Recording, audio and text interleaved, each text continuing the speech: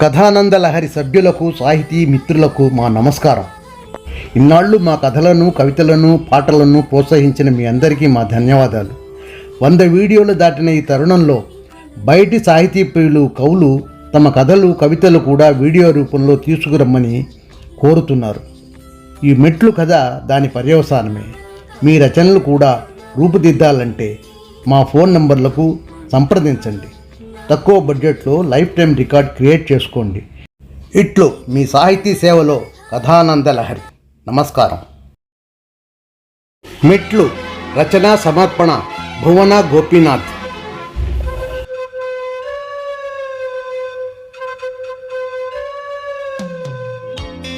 School ఆవరణ అంతా హడావిడిగా ఉంది. పిల్లలకు జీతాలు కట్టే తల్లిదండ్రులు ఒకవైపు, పుస్తకాలకు డబ్బు కట్టేవాళ్ళు మరోవైపు, పుస్తకాలు తీసుకునే వరస మరోవైపుగా బారులు తీరి ఉన్నారు. స్కూల్ ఫీజు భర్తీ చేసి శివ ఆఫీస్కి వెళతానని వెళ్ళిపోయాడు. గంట పర్మిషన్ మాత్రమే దొరికిన శివ నుంచి మరేమీ ఆశించలేదు పద్మ.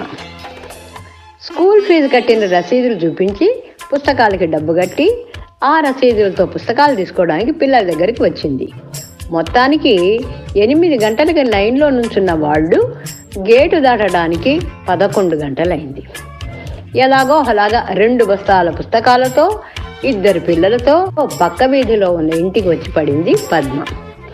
వచ్చి రావడంతోనే పిల్లలకి అన్నాలు కలిపి కంచాలలో పెట్టింది. పెద్దది రమ్య సాత్వికురాలు. భోజనం కాగానే అమ్మ, చెల్లెలు నిద్రపోయినా బాధ్యతగా తను అక్కడే ఉండి కొత్త పుస్తకాలు తిరగేస్తూ ఉంది. టీ చేసుకుని కప్పులోకి వంచుకొని తాగుతూ కుర్చీలో కూర్చుంది పద్మ. తన సంసారం తనకి తృప్తికరంగానే ఉంది. భర్తకు బ్యాంకులో ఉద్యోగం, మంచివాడు, పిల్లలు ముత్యాలు, తను పొదుపరి. భర్త జీతంలో కొంత బ్యాంకులో పిల్లల పేరిట రికరింగ్ డిపాజిట్లు, నగల కొట్లలో చీట్లు కట్టి ఇంటి ఖర్చులకు కూడా తడుముకోకుండా సర్దుబాటు చేస్తుంది. కానీ స్కూల్ తెరిచే ముందు మే, జూన్ నెలల్లో కొంచెం ఇబ్బందిగానే ఉంటుంది. ఆఫీస్లో లోన్ తీసి ఏడాది అంతా తీరుస్తూ ఉంటారు. మరి ఏ సందర్భంలోనూ తన డబ్బుకి ఇబ్బంది పడలేదు.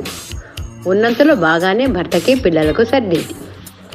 ఈ ఏడాది 2వ దాన్ని కూడా బళ్ళో చేర్చారు. తనకి ఇంకొంచెం తీరిక దొరుకుతుంది.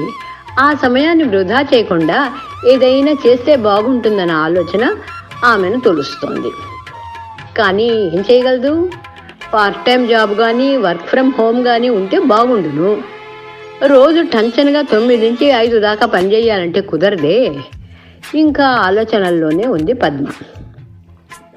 పొద్దున్న బడిలో రాధిక పద్మను చూసి హాయ్ పద్మ అని పలకరించింది. అరే రాధా, నువ్వెట్టా ఇక్కడ? ఆశ్చర్యం వెలిబుచ్చింది పద్మ. మా బంటిని ఇక్కడే 3rd చేర్చాం. మంచి స్కూల్ కదా, రోజు వచ్చి దింపి ఆఫీస్కి వెళ్తాం. నువ్వు జాబ్ చేస్తున్నావా? ఆశ్చర్యంగా అడిగింది పద్మ. అవును, ఒక ప్రైవేట్ కంపెనీలో చేస్తున్నా. కనుకనే 10 గంటలకు ఆఫీస్లో ఉంటే చాలు. 6 గంటల దాకా ఆఫీస్లో ఉంటాను గనక పని మనిషి వచ్చి బంటిని ఇంటికి తీసుకువెళ్తుంది. పాలు, బిస్కెట్లు ఇచ్చి మళ్ళీ ఆఫ్టర్ స్కూల్ కేర్లో దించి పెడుతుంది. నేను, మా వారో ఆఫీస్ నుంచి వస్తూ తీసుకువస్తాం. నువ్వెక్కడ పని చేస్తున్నావు? కాలేజీలో బాగా యాక్టివ్గా ఉండేదానివి. ఎందరు పిల్లలు? ప్రశ్నలతో తడిపేసింది. నేను హోమ్ మేకర్ని, గృహలక్ష్మిని అన్నమాట. మా వారికి బ్యాంకులో ఉద్యోగం, 2 ఆడపిల్లలు. చిన్నదాన్ని ఈ ఏడే LKGలో చేర్చాం. పెద్దది 3వ తరగతి చదువుతోంది. అదిగో వాళ్లే అని దూరంగా ఉన్న పిల్లల్ని చూపించింది పద్మ. అదేమిటి, నువ్వు ఉద్యోగం చేయటం లేదా? నీ చదువు, టాలెంట్, సమయం వృధా చేసుకుంటున్నావా? పనివాళ్ళు దొరికే మన దేశంలో ఇంటి పని మనకెందుకోయ్? డబ్బు పడేసే ఇంటి పని, వంట పని వాళ్లే చేస్తారాయే. ఇంతోటి దానికి మన డిగ్రీలు ఎందుకు? దండగా. అదేంటి రాధా, పిల్లల్ని పెంచటంలోనూ ఇల్లు సర్దుకోవటంలోనూ మనకు బాధ్యత లేదంటావా? నా పిల్లలకి హోంవర్క్ నేనే చేయిస్తా. వాళ్ళకి మంచిగా ఆహారం, శుచిగా, శుభ్రంగా నేనే తయారు చేస్తా. వాళ్ళకి ఇండోర్ గేమ్స్ కానీ, క్విజులు కానీ, పజిల్స్ కానీ నేనే ఆడటం నేర్పుతా. వాళ్ళతో గడిపే సమయం నాకెంత విలువైందో తెలుసా? నేను ఎంతో సంతోషంగా ఉన్నాం. అంతలో వాళ్ళ వంతు రావటంతో ఫీజు కట్టి పిల్లల దగ్గరికి వెళ్ళారు. మా ఇల్లు పక్కనే, వీలైతే రా. ఇప్పుడు కాదులే, సోమవారం సెలవు పెట్టా, స్కూల్ రీఓపెనింగ్ కదా, ఆ రోజు వస్తాలే అని బుక్స్ తీసుకొని వెళ్ళిపోయింది రాధిక. రాధిక మాటలు ఆమె మనసును కొంత అలజడి పెట్టాయి. సంఘానికి నువ్వు ఏం చేశావు? నీ చదువు అంతా వేస్ట్. నీ డిగ్రీల ప్రయోజనం ఏంటి? ఉత్త వెజిటబుల్ అయిపోయావన్నమాట. నిన్ను చూస్తే జాలేస్తోంది. నాన్సెన్స్. నేను ఏమి చేయలేదా? ఫ్యామిలీ ఫస్ట్ అనుకొని దానికోసం, తన పిల్లలకి తల్లి అవసరం తీర్చడం కోసం తన ఉద్యోగానికి ప్రయత్నించలేదు, కానీ తను తలుచుకుంటే జాబ్ చేయలేదా? ఇప్పుడు చిన్నది కూడా స్కూల్లోని ఫుల్ డే ఉంటుంది కనుక తన ఉద్యోగం కోసం ప్రయత్నించగలదు. చూస్తా, రేపే మొదలెడతా అని నిర్ణయించుకొని తనకి తెలిసిన 2-3 చెవులలో వేసి పెట్టింది. వాంటెడ్ కాలమ్స్ చూడటం మొదలెట్టింది. 3వ రోజు తన కజిన్ ఒక చోట ఆఫీస్ అసిస్టెంట్ పని ఖాళీగా ఉందని చెప్తే వాళ్ళతో ఫోన్లో మాట్లాడి ఇంటర్వ్యూకి అపాయింట్మెంట్ కూడా తీసుకొని తయారైంది. రాధికకు మనసులో లేదు. పద్మ ఏమంది? తను ఇంటి పట్టున ఉండి భర్త బాధ్యతలు పంచుకోబట్టి తన భర్త ఆఫీస్లో పని మీద ఏకాగ్రత సాధించి మంచి పేరు తెచ్చుకుంటున్నాడా? అతనికి ఇంటి బాధ్యతలు ఏమీ ఇవ్వకుండా అన్ని పనులు తనే చేస్తుందిట. తన చదువుకు సార్థకత అందులోనే ఉందిట. తన పిల్లలు ఆరోగ్యంగా ఉండటానికి, కూతురు ఎప్పుడూ చదువులో ముందుగా ఉండటానికి తనే కారణంట. వాళ్ళని మంచి పౌరులుగా తీర్చిదిద్దటమే తన వంతు సంఘసేవట. అంటే తను ఉద్యోగం చేయటం వల్ల సంసార బాధ్యతను విస్మరించినట్లా? నిజమేనేమో. బిల్లులు కట్టాలన్నా, ఇతర అవసరాల కోసం సెలవు పెట్టవలసి వచ్చినా తన భర్త చాలా ఇబ్బంది పడతాడు. ఒక్కసారి విసుక్కుంటాడు కూడా. అప్పుడప్పుడు మాట అనుకోవటం కూడా వద్దు. ఇద్దరూ సెలవు పెట్టలేనప్పుడు టెన్షన్తోనే ఆఫీస్కి వెళ్ళేవాళ్ళు.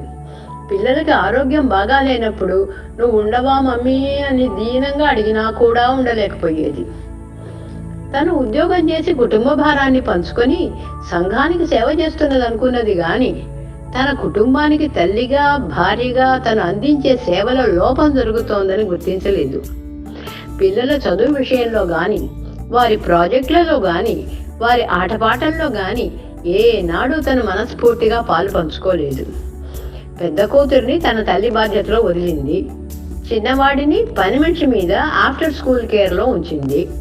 తను చేసే ఈ ఉద్యోగం వేరే ఎవరైనా కూడా చేయగలరు, కానీ తన పిల్లలకి తల్లిగా వేరే ఎవరు ఉండగలరు? తన భర్త అవసరాలు తనుగాక వేరే ఎవరి ద్వారానైనా తీర్తే తను భరించగలదా? తామిద్దరూ కలిసి సంతోషంగా గడిపి ఎంతకాలమైంది? తనకెందుకు ఇది తోచలేదు? ఈ రోజు పద్మను కలవటం వల్లనే జీవితానికి మరో ముఖ్యమైన ప్రయోజనం ఉన్నదని తెలిసింది. వెంటనే నేను రాజీనామా ఇచ్చి మంచి తల్లిగా, భార్యగా నా విధులు నెరవేరుస్తాను. నా కూతురుని కూడా ఇక్కడే ఉంచుకొని చదివిస్తాను. అత్తగారిని, మామగారిని కూడా ఇక్కడే ఉంచుకొని మంచి కోడలిగా వారిని ఆదరిస్తాను.